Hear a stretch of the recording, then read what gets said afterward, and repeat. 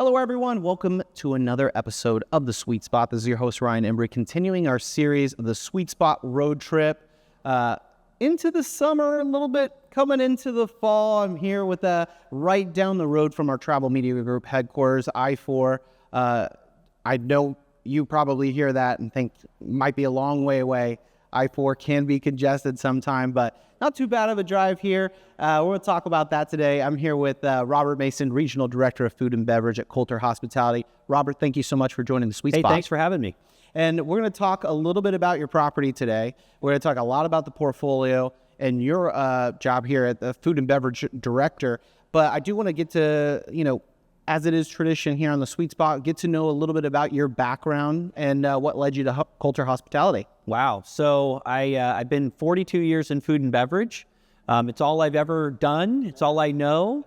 I started in the culinary side. I worked all the way up to executive chef. I actually studied under a master chef in San Francisco Bay Area and had a really fun journey through culinary for about 2 decades.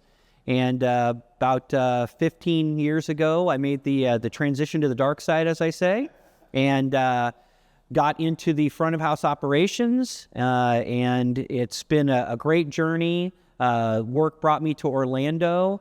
San Francisco, I was kind of a small fish in a big pond. Sure. But here was kind of a big fish in a small pond, so to speak. Yeah. But Orlando has certainly grown and developed over the last 20 years that I've been here. And just having fun. And this opportunity actually came up right in the middle of COVID. I came from a much larger property down in South Orlando. And the reason I took this job was couplefold. First, I liked the company culture. I liked the fact that the Sky Bar had so much to offer. I saw the potential right away. And it's a smaller, easier to manage kind of thing because everything's in one place as opposed to a big sprawling resort with 15 outlets and that kind of thing. But I have stayed with the company because I really do enjoy all the people I get to work with. Sarah, I know you know Sarah, and John from our corporate office, and Scott, our president. They just do a wonderful job, and they're really people first. We're a really people first company.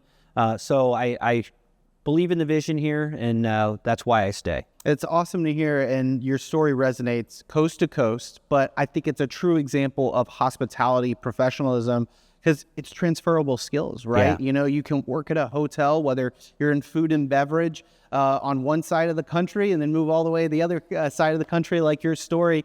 And here you are in Orlando. Before we get to talk about your property and this beautiful Sky Bar that we're in right now, right behind us, I-4, you can throw a rock to the Kia Center, the Citrus Bowl right over there, Orlando City Stadium. For those that aren't familiar, Robert, that might be listening to this podcast, paint a picture of why this is just the perfect intersection and location. You've got yourself a great location here. We really do. We really do. So, I always tell people we're kind of 3 different operations within one. So during the week, we get a lot of the downtown business people, a lot of the movers and shakers in downtown that come here for happy hour, a lot of celebrations. But then we transition on the weekend to really a sports venue before games, after games, when the Magic are playing. We're full of Magic fans. We're kind of the go-to spot for Magic fans here before and after games, especially when they win. And then, of course, when there's events, next week alone, we have, I think, 6 concerts in 7 days. And so, again, we're kind of the spot that people want to go to. They see the cutout of the building and they go, wow, that's really cool up there. And so you could drive by and see that. So we're right kind of in this intersection where we're close to everything. Dr. Phillips is a block away. Kia Center's a block away. The soccer stadium's 2 blocks away. So it's just kind of right in the middle of all that excitement. And there's more to come. I don't know if you know, but downtown, right next to the Kia Center, they're going to build a whole entertainment venue. A lot of things going to be going on there. So downtown only continues to grow. It's funny, Mayor Buddy Dyer said 10 years ago that he was going to make downtown an entertainment destination, and people thought he was crazy, but now it's actually coming to fruition. It's incredible. We sit here, we got a concert in just a few hours here at the intersection of I-4 and 408, but also the intersection of so many events, different types of travelers. And here at the AC Sky Bar, you really get to enjoy it all. And it's really cool because I've seen over the years, I've been an Orlando resident now for almost a decade. Now you start to see the skyline of Orlando, and this building is part of that iconic skyline. When people do drawings or people take photos, it's very, very cool to see. But you also got a lot of people taking pictures of this incredible view right behind us. Talk to us about this AC Sky Bar and what guests just absolutely love about it. So, obviously, you can't go wrong with the view that we have. We get great sunset views 365 days a year. And sometimes, it's funny, we'll be empty and then sunset's 10 minutes away and people just pile in and go along the glass to watch the sunset. And that's a lot of times what attracts people here. But I think what has continued to elevate our business and has continued to resonate with locals and our hotel guests alike is not just the great view, that's great, but it's really a bonus, right? It's our craft cocktail program that we're so proud of. We're so proud to announce that we're 4 years in a row, we've been the #1 rooftop bar in Orlando. So continue to do that. Our food program and our outstanding service team that just continues to make our guests feel welcome and welcome them back. Well, congratulations on those accolades. That's super exciting to hear. Was the benefactor of being able to enjoy some of that food and beverage in the hospitality that the AC Sky Bar had. Thank you for that. So generous. And it was absolutely amazing. Got the steak sandwich, and the banana old-fashioned cocktail, part of a seasonal menu. We're going to talk about that in a minute. But Robert, we've had a lot of conversations with operations people, marketing people, hospitality leaders, and a big trend that is sticking with hospitality, especially over the last 10 years, is the impact that food and beverage has on the guest experience. Kolter Hospitality really focuses in on that, and you're obviously a big part of that. Share with us how you bring creativity to that and how it plays a role into the overall guest experience. So I think it's really a matter of involving the people that make it happen every day. I think there's a lot of different components to it, just to kind of digress a little bit. But, here at the Sky Bar, one of the things that's made us successful and that we've tried to now carry to some of our other properties is this idea that hotel restaurants and bars often feel just like that. They feel like a hotel restaurant and bar. Yeah. And so when we put this together and we said, what's the vision for the Sky Bar? We didn't want to be another hotel bar, another hotel restaurant. We really wanted to have our own identity. So it's everything from how we do our social media to having our own website. And a lot of times people will show up here and they'll say, wow, I didn't even know this was in a hotel, right? So a lot of times people think, well, the hotel rooms will help drive food and beverage. We look at it the opposite way. We look at food and beverage as a driver for the hotel rooms. And a lot of times that's what we see. And so, really just taking what we know sells, right? Staying on top of those trends, reading those periodicals, staying on top of what's new, what's hot, what's coming out, what's available to us, and really capturing that and then carrying that to our other hotels and our other properties and allowing them to kind of experience that and be exposed to some of that. And sometimes they're not, right? We all get busy in operations. We all get busy in day-to-day. Yeah. Sometimes they're not looking at that stuff, whereas myself and my counterpart, Greg McGowan, we're always looking at that. We're always talking about new angles on how we can do things and how we can continue to elevate our food and beverage experience. And we're just at the tip of the iceberg. I'm so excited for what the next 5 years is going to bring, because really our goal is to establish Kolter not only as hotel destinations, but to really establish us as food and beverage destinations, that when people think of Kolter Hospitality, they think of not only great hotels, but they think of a great food and beverage experience. Well, you're off to a great start here. Again, recognitions, awards. I would encourage all my listeners to go check out the website and menu. Talk to us, though.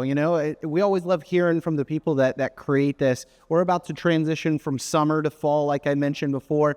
That's a big time for you, right? Yes. Especially with a place where with the seasonal menu. Talk us through that process, because it's a little bit more interesting than just saying, hey, let's go back and flip a page to what we did last year. No, certainly not the case here. And it's something that's been an evolving process. I'm a big believer in getting people to buy into what they're doing, giving the people that have to do it every day a sense of ownership over it, right? And so this is something we started kind of almost ad hoc a few years ago, where we had a bar manager and he and I would sit down and brainstorm about the menu, and we would talk through what our seasonal menu was going to look like. And then I forget who even thought of the idea, but hey, why don't we get some of the bartenders involved in this, right? And so we took a day and we set up a bar upstairs. That's how we used to do it in the old days. We'd set up a separate bar upstairs. Now we just do it at the lobby bar. And it has gained momentum, right? Because what we found is that all of the team, right, all of our mixologists want to be part of that process, right?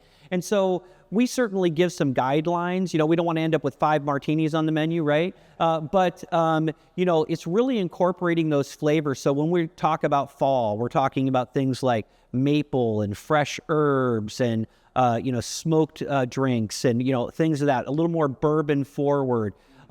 And really focusing on those things and getting the team thinking about those things, but also bringing in some things that are new on the market that maybe they haven't been exposed to before, bringing in a grapefruit, hibiscus, tequila, bringing in some kind of kitschy items that maybe not everybody else is using. We do the what we call the Sky High. I'm sure you saw it last night, right? Yeah. With the bubble on top of it.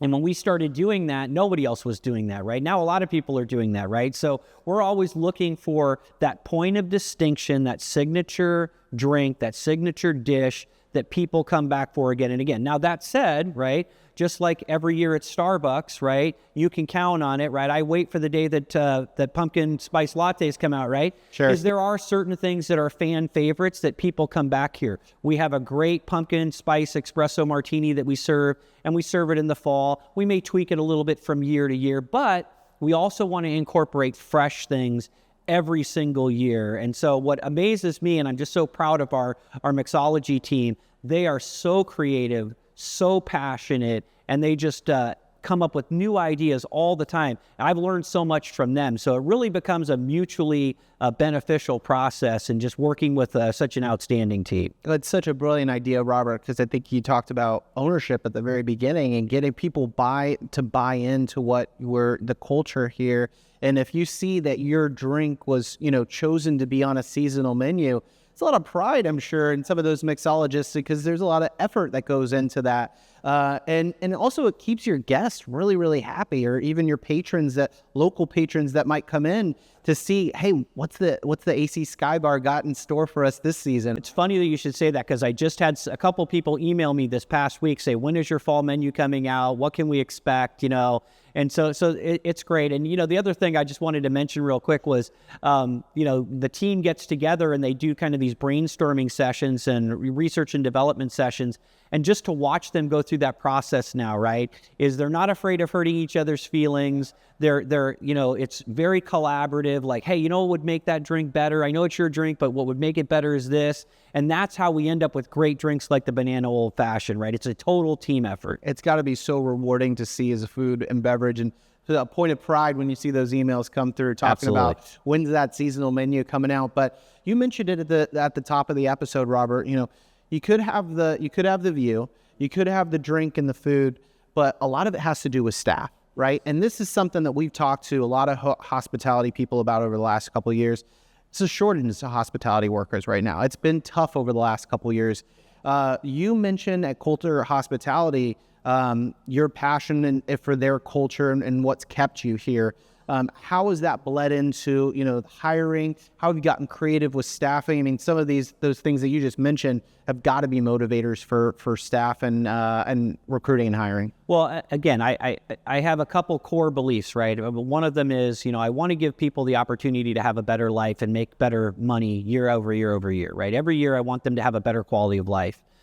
So that's important to me, right? But the other part of it too is I want people that want to come to work, right? So we want to have an environment and a culture where, yes, we have to have rules and we have to have certain things in place, right? But we want this to be a place that people want to come, which is why people stay here. I'm a firm believer that the only way you have great service is when you have continuity of service, where you have the same people doing the same job day after day and year after year. And so we think we've really created that culture here. But I think part of it too is, hiring is the most important thing I do. I always say it. And there's certain things I can teach. I can teach somebody how to make a drink. I can teach somebody how to serve a table or pre-bus a table, but I can't teach somebody that desire to have that excellence, right? That's something you either have it when you walk in the door or you don't have it. I call it the spirit of hospitality. So I'm always looking for people that have that spirit of hospitality. I use myself as an example. Like I'll be out, somewhere and I'll hold the door open for somebody, right? And my wife said, "What are you doing?" I'm just holding the door open for somebody. Because that comes naturally to me because I enjoy making people happy. I enjoy seeing people that are happy. And I want to have team members on the team that want those same things, that share those same values. And so I think that we've accomplished that, and we continue to reinforce that. We continue to reinforce, hey, we want you to treat this like it's your own business. If this is your section and these are your tables, treat it like it's someone coming over to your house. Like, how would you want them to feel? You'd want them to feel welcome. And so those are the things that I think are so important. And I think over the last few years, I think certainly since COVID, it was tough on a lot of people. And I think people lost that spirit of hospitality. They lost that sense of hospitality. But here at the Sky Bar, we're trying to bring it back. We want everybody to leave here feeling like, they've got friends here at the Sky Bar. Well, it's venues like this that really raise the bar back to service of where it was before. And, that connection is so important, especially in food and beverage, as you're sure. We look a lot at guest reviews, guest feedback, as I'm sure you do. And there's a reason why that drink might just taste a little bit better with a friendly bartender and a listening ear, or that meal or that dish might just be a little bit more special because of the service that was provided at that place. And that's true hospitality and certainly embodied here. And again, recognizing the awards that you guys have recently gotten. So you mentioned social media. Yes. And that's something that obviously over the time that you've been in this industry has certainly changed, right? How can food and beverage outlets, hospitality, you get this picturesque view, how do you leverage social media to really spread awareness in the word about, your hotel, this AC Sky Bar? It's a great question. And I think, it's something that we have only recently gotten right. It's something for the first few years was kind of like everybody had a little piece of it. And, as I always say, when it's everybody's job, it's nobody's job. And things kind of fall through the cracks. But we've recently hired someone who's on our food and beverage team, and she's fantastic. And she's got a background in social media and content creation. And her name is Rebecca. And so she's managing our social media now. And I think it's visibility, number one, right? I think it's being visible to people. That means you've got to be active on social media. It can't just be a one post a week. It's got to be 2, 3, 4 posts a week, reposting things, engaging people who are responding to you and who are showing interest. I think that's how you gain followers. And I think really it's all about creating special things and special events. We're going to be doing a thing we're going to call Meetup Monday, which is going to start in October, actually. I think October 6th is our first event. All right. And it's really all driven by social media, right? So we're putting it out there on our social media pages on Instagram and TikTok and Facebook. We're going to push it out on Eventbrite. And it's really just getting those people who are finding us on the internet, because our demographic, that's where they're looking. They're not reading newspapers and things like that. They're not even looking on TV. They're looking on social media, and that's how they're finding us. And so it's just continuing to be relevant and continuing to have great content that we're putting. We're going to do a bartender focus starting in October, where once a week we're going to have one of the bartenders. We talked about the seasonal cocktail menu. They're going to get to make that cocktail. We're going to do a short video where they're going to get to make it and explain it and the thought process behind it and what inspired it, and really make that an interactive process. So people that are looking in from the outside into our social media, they say, wow, the Sky Bar, they really have something cool going on there. And I feel like I know that bartender. I want to go see that guy, Sure. right? And so they come in, they say, oh, you're that guy that was on social media, right? So it's so cool to see that interaction happening. It is. It's fascinating because I think travelers, there was a time where we, as travelers or consumers, were fueled by surprises. Like we'd come in and we'd be like, oh, look, check this out. Look at this view. Oh my gosh, they have a Sky Bar up here. And now all of a sudden with just this information that's to us, especially with social media, it's almost like we want that familiarity before we even step foot, right? We want to know that Robert's our bartender and he's been mentioned on TripAdvisor, on Google for his famous martini that he makes.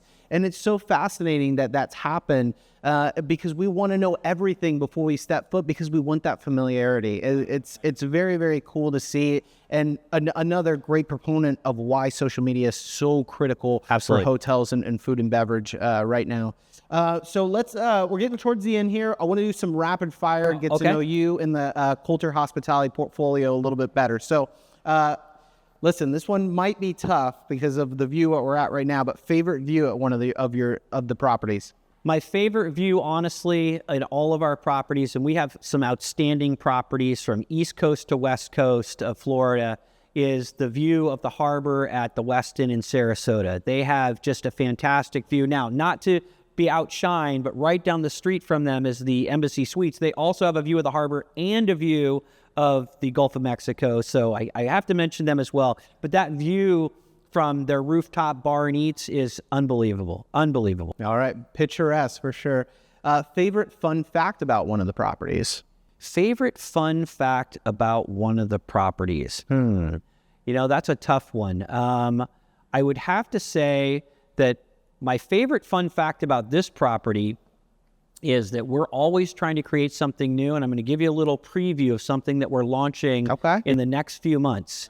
Is we are actually going to, I'm sure you've heard of the igloo craze up in New York and the north part of the United States. We're going to be launching some cabanas, some private cabanas on our patio, and we are going to be using these for VIPs, and they'll be able to be rented by the hour, and it's just a great, fun point of distinction, something different that nobody else is doing that we're going to have to offer here at the Sky Bar. Love that. That's fantastic. That actually falls under my probably favorite guest amenity or experience. What about favorite signature dish at one of your properties, Robert? My favorite, actually, I was just at the Westin Sarasota, and again, not anything against our chef. Our chef does an amazing job. All of his food is amazing, and all of our hotels do a great job with their culinary program. But Chef Ryan has these ahi tuna nachos that he makes with like a wasabi aioli on top of them, and they were so good. He wanted me to try them because he just put them on his new menu.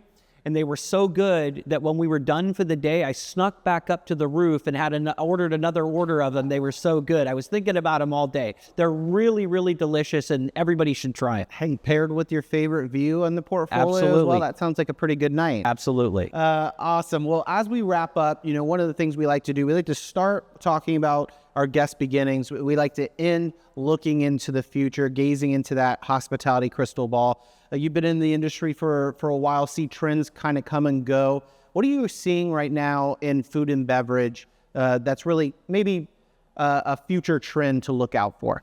You know, I think people want to know the story. I mean, trends come and trends go. There are certain things that I think, and one of the reasons that we had the Sky Bar the way we did is since I've been here in 5 years, there have been tons of trendy bars that have come and they've gone, and they've come and they've gone. What makes the Sky Bar unique is we wanted to have a timeless experience, right? Something that would always speak and never go out of style. And there's certain things I think in food and beverage that never go out of style, right? Right now, a lot of craft. People want to know the story, especially behind wines and craft beer and craft cocktails. Even it's trickled over into the liquor side, the spirit side. People want to know the story behind that tequila that they're drinking. And the craft vodkas and the craft tequilas and the craft rums, that is really, really hot right now. Espresso martinis continue to be hot in any form or fashion, but the twist this year has been the tequila espresso martinis. So again, wanting those craft martinis and that kind of thing. On the food side, I think farm to table continues to be red hot. People want to eat locally. I think there continues to be this drive, especially in our society, for healthier options, gluten-free, vegan, vegetarian. So we always want to speak to that and stay relevant. And I think that's a good place to leave it.